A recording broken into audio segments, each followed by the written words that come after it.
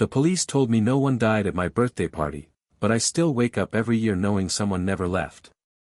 I didn't start telling this story because I wanted attention. I started because every time October comes back around, the memories do too, and they don't feel like memories anymore. They feel active. Like something unfinished that's been waiting patiently for me to slip up and remember it again. What happened on my birthday wasn't loud or bloody or obvious the way people expect horror to be. There were no screams that night, no emergency lights, no moment where everything clearly fell apart. That's what makes it worse. Whatever went wrong did so quietly, subtly, in a way that let us keep celebrating while it settled in among us. For years, I convinced myself it was just anxiety. A bad association. A coincidence amplified by fear and imagination. But there are details I can't explain away anymore. Details that don't change no matter how much time passes. Details that don't belong to something harmless. And the worst part is this, I'm not the only one who remembers pieces of that night incorrectly. Everyone who was there remembers it slightly differently, like we all walked away with mismatched versions of the same event, none of them lining up cleanly, all of them missing something important. It always starts with the same question looping in my head when I wake up sweating in the dark: who blew out the candles? I know how that sounds. Small. Insignificant. But I remember the cake clearly. I remember the number of candles, the way the flames bent slightly when the back door opened, the sound of people clapping and counting down. What I don't remember is actually leaning forward. I don't remember taking a breath. I don't remember making a wish. Yet when the lights came back on, the candles were out, and everyone was cheering like I'd done it. That should have been the moment I noticed something was wrong. Instead, I smiled. I laughed. I thanked people. I played along because that's what you do at your own birthday party. You don't stop everything and ask why a moment you're supposed to remember feels like it's been edited out. You don't question why your chest suddenly feels tight or why the room feels slightly colder than it did a second ago. You definitely don't notice the way one corner of the room has gone completely quiet. Not at first. The thing about birthdays is that they're supposed to be safe memories. Anchors. Markers of time that reassure you that life is moving forward normally. That night was supposed to be one of those. Friends, music, food, laughter. A house full of people who knew me. People I trusted. Which makes it harder to accept what I've slowly come to understand: whatever happened didn't come from outside. It didn't break in. It didn't announce itself. It was already there. Sometimes I wonder if it was there before we even cut the cake. Sometimes I wonder if it was there before the guests arrived, waiting for the house to fill up, waiting for the noise to cover it. Because when I replay the beginning of that night, there's a moment that keeps standing out more clearly than the rest. A moment that felt normal at the time, but now feels like a warning I missed. Someone rang the doorbell early. Too early. I remember checking the time and feeling confused because no one was supposed to be there yet. When I opened the door, there was someone standing on the porch that I recognized immediately, but I couldn't tell you from where.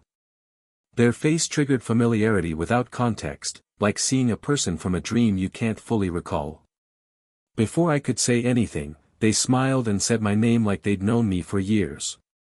I didn't invite them in. But they stepped inside anyway. That's where this story really begins. Not with fear. Not with panic. But with a moment so ordinary that it slipped past every defense I had. And now, years later, as I sit alone on another birthday night, listening to the house settle and the silence stretch, I can't stop thinking about the same thing. If no one died, why does it still feel like someone stayed? I was turning 26 that year, and up until that point my life had been painfully normal in the best possible way. I worked a steady office job I didn't hate, rented a small but comfortable house in a quiet suburban neighborhood, and spent most evenings doing nothing more exciting than cooking dinner, watching whatever series I was halfway through, and answering messages from friends I'd known since college. I wasn't reckless, wasn't adventurous, and I definitely wasn't someone who went looking for strange experiences. I liked routine. I liked knowing what my days would look like before they started. That evening was a Friday in late October, the kind of night where the air is cool but not yet bitter, where the world feels calm before winter takes over. My birthday fell just a few days before Halloween, which meant people were already in that festive, relaxed mood, half celebration, half nostalgia. I decided to host a small get-together at my place instead of going out. Nothing wild. Just friends, music playing softly through a speaker, a homemade cake, and a few drinks. The kind of night that ends early and leaves you with a sink full of dishes and a pleasant sense of exhaustion that I'd taken the day off work and spent the afternoon preparing. I cleaned the house slowly, not rushing, letting familiar movements fill the quiet. Vacuum lines across the carpet. The smell of cleaning spray. Sunlight coming through the windows at an angle that made everything feel warm and still. I remember feeling content in a way that's hard to describe now, grounded, present, secure. There was no sense of dread, no anxiety buzzing under my skin. If anything, I felt lighter than usual. By early evening, everything was ready. The cake sat on the kitchen counter under a glass cover, candles lined up neatly beside it. Decorations were minimal, just a few string lights and some small Halloween accents friends had teased me about for being too subtle. I liked it that way. Cozy. Familiar. The house felt lived in and safe, filled with the quiet hum of normal life. Around 6:30 p.m., I took a shower, changed into comfortable clothes, and checked my phone. Messages were already coming in, people saying they were on their way, asking if they should bring anything, joking about getting older. I smiled at all of it. I remember standing in the hallway afterward, towel still damp around my neck, thinking how lucky I was to have people who cared enough to show up on a random Friday night just to celebrate me. Outside, the neighborhood was calm. Porch lights flickered on one by one as dusk settled in.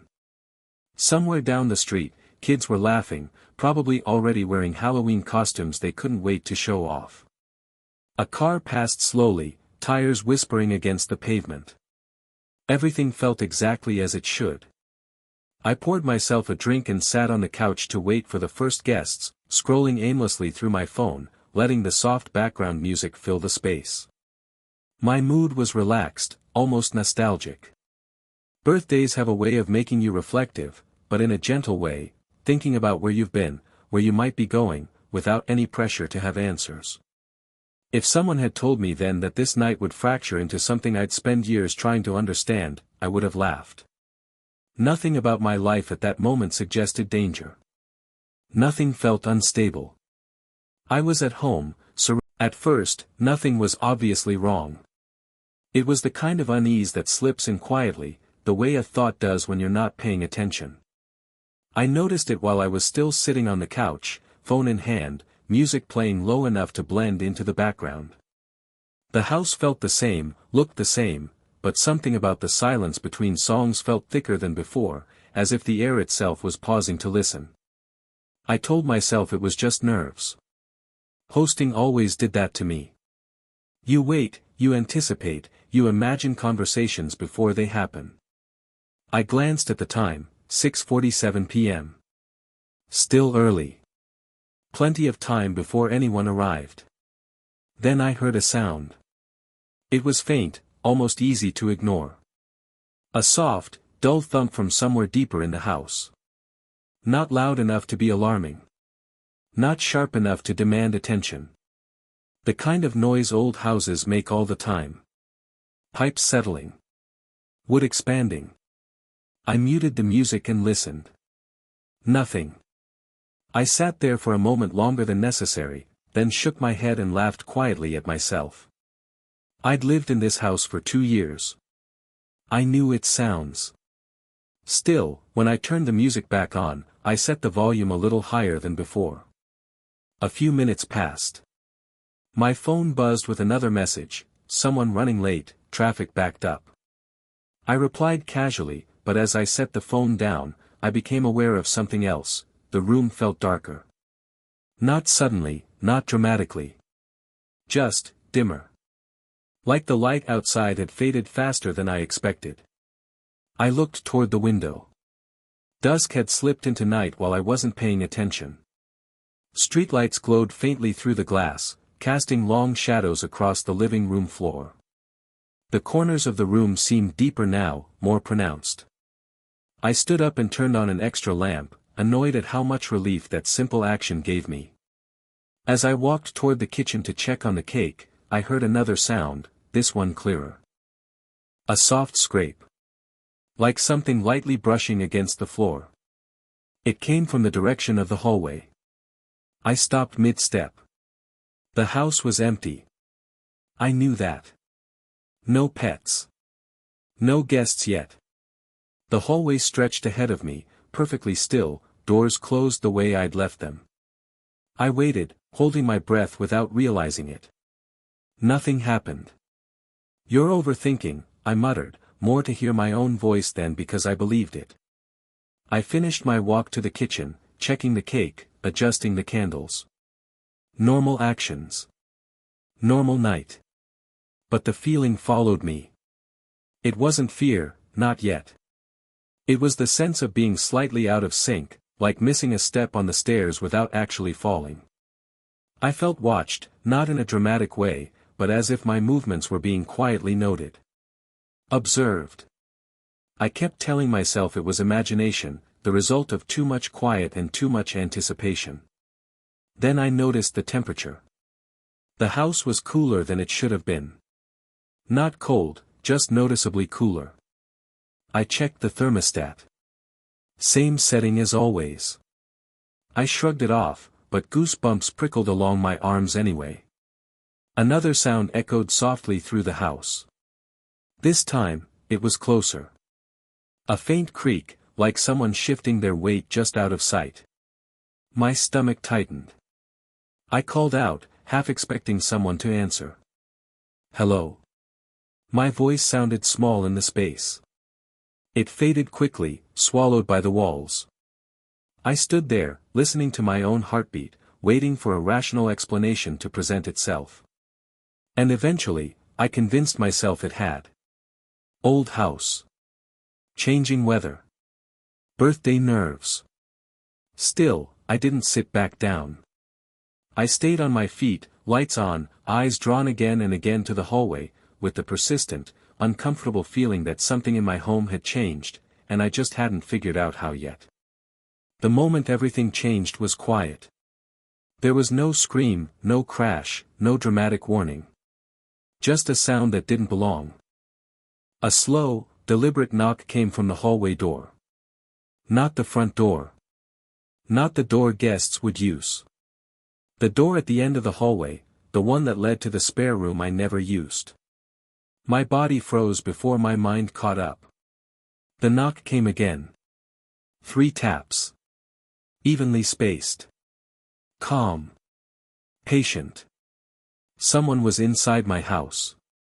The air felt heavier instantly, like the room had lost oxygen. My chest tightened, breaths turning shallow. I stared down the hallway, every nerve screaming that whatever was behind that door wasn't supposed to be there. I hadn't heard it enter. I hadn't heard footsteps. I hadn't heard anything move until now. "Who's there?" I called out. My voice sounded wrong. Too thin. Too uncertain. There was no answer. Just another knock, harder this time. The doorframe creaked slightly under the pressure. That's when denial snapped. This wasn't the house settling. This wasn't my imagination. Someone, or something, was deliberately making contact. I backed up slowly, heart pounding so hard it felt like it was shaking my vision. My phone was still in my hand. I hadn't even realized I'd picked it up. I considered calling the police, but the idea felt distant, unreal, like a thought borrowed from someone else's life. The hallway light flickered. Once. Twice. Then it went out completely. Darkness flooded the corridor, swallowing the door at the end. The temperature dropped sharply, enough that my breath fogged faintly in front of my face. I stood there, rooted to the spot, listening to the silent stretch. Then the handle turned. Not fast. Not forced. Just a slow rotation, metal clicking softly as if tested by someone careful. Someone who knew I was watching. I took another step back, nearly tripping over the edge of the rug. Every instinct screamed at me to run, but my legs felt disconnected, heavy, uncooperative. The handle stopped turning. For a split second, I thought maybe it was over. The door creaked open an inch. Something blocked the light from the living room, casting a tall, warped shadow across the hallway wall. I couldn't see details, only a shape where no shape should have been. Too still. Too wrong. I said, "Who's there?" I whispered, tears stinging my eyes. The shadow moved. It leaned closer to the opening, stretching unnaturally along the wall. I realized then that it wasn't casting a shadow the way a person would. The proportions didn't match. The angle was wrong. That was when panic finally took over. I ran. Not gracefully. Not bravely. I bolted toward the front door, nearly slamming into the coffee table, breath tearing out of my lungs in sharp gasps. Behind me, the hallway filled with a sound I'll never forget, a slow dragging noise, like something heavy being pulled across the floor. It was following me. The lights flickered again, plunging the living room into half-darkness. My hands shook so badly I dropped my phone, screen cracking as it hit the floor. I didn't stop to pick it up. I couldn't. The dragging sound sped up. Whatever was back there no longer bothered to be quiet. That's when I understood, with terrifying clarity, that this wasn't a misunderstanding or a prank or a coincidence. I was not alone. I was being hunted inside my own home, and whatever had come through that door knew exactly where I was. I slammed into the front door and twisted the lock so hard my wrist burned. It didn't open. Of course it didn't. My vision tunneled. The dragging sound was closer now, no longer coming from the hallway but from the living room itself, like it had crossed the distance without moving through it. I didn't look back. I couldn't. I threw my shoulder against the door again. Nothing. The lights went out completely. Pitch black. I spun around, heart hammering, hands out in front of me, fingers brushing air that felt wrong, too cold, too dense. My foot caught on something and I stumbled, barely staying upright. The dragging sound stopped. Silence. That silence was worse. Then I heard breathing. Not mine. It was slow. Wet. Right behind me. I bolted toward the kitchen, guided by memory instead of sight. I crashed into the counter, pain shooting up my ribs, but adrenaline swallowed it whole. I ripped open drawers, hands scraping uselessly against metal and wood, knocking things to the floor. I didn't know what I was looking for. A knife. A weapon. Anything. The breathing moved. Closer. I felt it then, pressure. Like the air was folding inward, squeezing me from all sides. I turned and swung blindly, my arm cutting through empty space that felt momentarily solid, like pushing through thick fog. Something reacted. A sharp, guttural sound filled the room, not loud, not angry, almost curious. The hairs on my arms stood straight up. Whatever this was, it wasn't hurt. It was aware. I ran again. I slipped past the kitchen doorway and dove into the bathroom, slamming the door shut and locking it. I pressed my back against it, chest heaving, ears ringing. The mirror above the sink rattled softly, vibrating with a low hum I could feel in my teeth. The doorknob twisted. Once. Twice. I clamped a hand over my mouth to keep from screaming. The knob stopped. For a moment, I thought maybe it had gone away. Then the door bowed inward slightly, like something leaning against it, not pushing. Just resting its weight there. The floor creaked. Not footsteps. Shifts. Adjustments. I climbed into the bathtub and pulled the shower curtain closed, knowing how stupid it was, knowing it wouldn't help, but needing something between me and the room. My phone buzzed in my pocket. The screen lit up faintly. No signal. The bathroom light flickered on by itself. In the mirror, I saw the door. And behind it, a shadow bleeding through the wood, pulsing slowly, like a heartbeat. The shadow slid down the door and pooled on the floor. Then it moved under the gap. I scrambled out of the tub, slipping on tile, and threw open the bathroom window. Cold night air rushed in. The drop was farther than I remembered, but I didn't hesitate. I swung one leg out, then the other. Something grabbed my ankle. The touch was ice cold and burning at the same time. I kicked wildly, skin tearing, and felt the grip loosen just enough. I twisted, slammed my heel down, and felt nothing. No hand. No resistance. I fell. I hit the ground hard, knocking the breath out of me in a sharp, brutal burst. Pain exploded through my shoulder and back, but I rolled onto my feet and ran anyway. I didn't look at the house. I didn't slow down. I didn't stop until I reached the street, lights blazing, cars passing, people existing like the world hadn't just ended behind me. When I finally turned around, my house looked normal. Dark. Quiet. Empty. The bathroom window was closed. I spent the rest of the night sitting in the back of a police car, wrapped in a blanket that smelled like disinfectant and old fabric. My hands wouldn't stop shaking. I kept apologizing to the officer without knowing why. He told me it was shock. That it was normal. 2 officers searched the house. They found nothing. No forced entry. No signs of a struggle. No damage to the hallway door. No marks on the bathroom door. They asked me how I could have locked myself in if nothing had tried to open it. I didn't have an answer that sounded sane, so I stayed quiet. When they asked about the window, I felt my stomach drop. They said it was closed. Locked from the inside. I insisted it had been open. I told them I'd climbed out. One of them gently pointed to my shoulder, where a deep bruise was already blooming under my skin, shaped oddly, almost like fingers. He asked if I'd fallen inside the house instead. The neighbors hadn't heard anything. No noise. No scream. No dragging sound.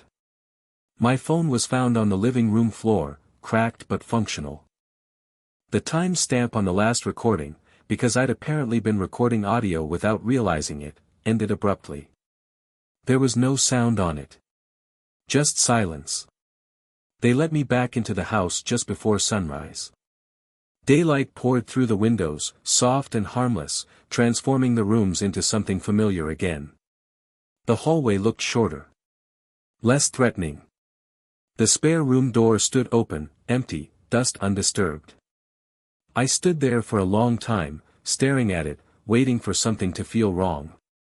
Nothing did. I told myself I'd imagined it. That panic had warped my memory. That stress could do terrible things to the mind. I cleaned the house. I made coffee. I tried to resume my life like the night hadn't happened. But there were things I couldn't explain. The bathroom mirror had a faint smear on it, low and uneven, like something had leaned too close. The rug near the hallway was slightly damp, cold to the touch despite the heat being on. And my ankle, where I'd felt the grip, was marked with a thin red line, unbroken, circling it almost perfectly. I didn't sleep that night. Or the next. A week later, I installed cameras. Motion sensors. New locks. Nothing ever triggered them. No alerts. No footage.